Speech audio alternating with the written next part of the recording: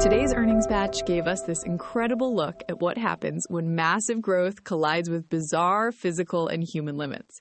I mean, looking at Wednesday's reports, the quality of demand across the board is mostly there, but the ways these companies have to service it are just wild. It really was a day of extremes. The map for today is essentially ASML fighting the physical boundaries of a concrete factory floor, while Johnson & Johnson is fighting human psychology. Let's start with ASML, because the mental image of their quarter is amazing.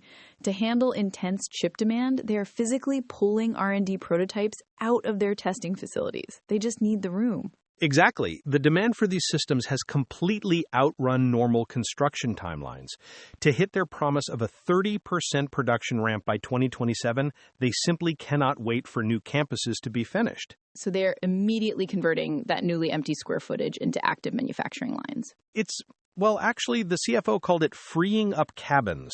The market validated this scramble, by the way. ASML successfully raised guidance and shook off morning weakness to close up nearly 2%. Investors love a physical hustle when the demand is real. Which is such a tangible problem. But then we pivot to medtech with Johnson & Johnson, where the roadblock is entirely behavioral. Right, the psychological freeze.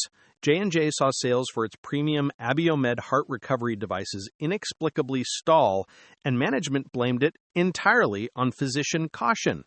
This is the craziest part to me.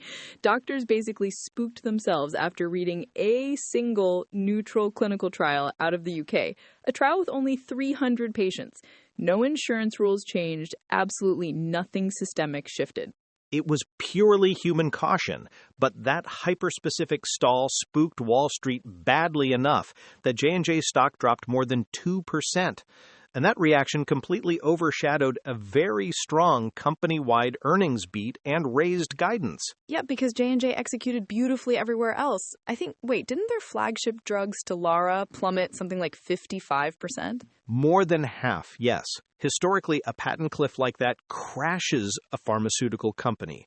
Instead, J&J's newer drug pipeline replaced that lost revenue so aggressively, they are actually on track to cross the $100 billion revenue ceiling for the first time. It's so funny. They can outrun a massive structural decay cycle, but they cannot outrun a nervous doctor reading a paper. That is the fragile reality of healthcare revenue.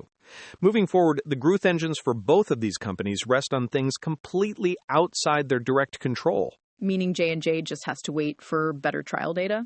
J&J has to survive on medical advocacy until definitive data drops in 2027. And ASML has an equally stubborn bottleneck. They admitted they completely sold out of older tool platforms this quarter simply because their partner Zeiss ran out of optical blocks. Oh, wow. The supply chain always wins in the end. The individual company episodes have the call-by-call details unpacking exactly how these factory lines are being repurposed and how medical devices are taking the hit. We will talk to you tomorrow.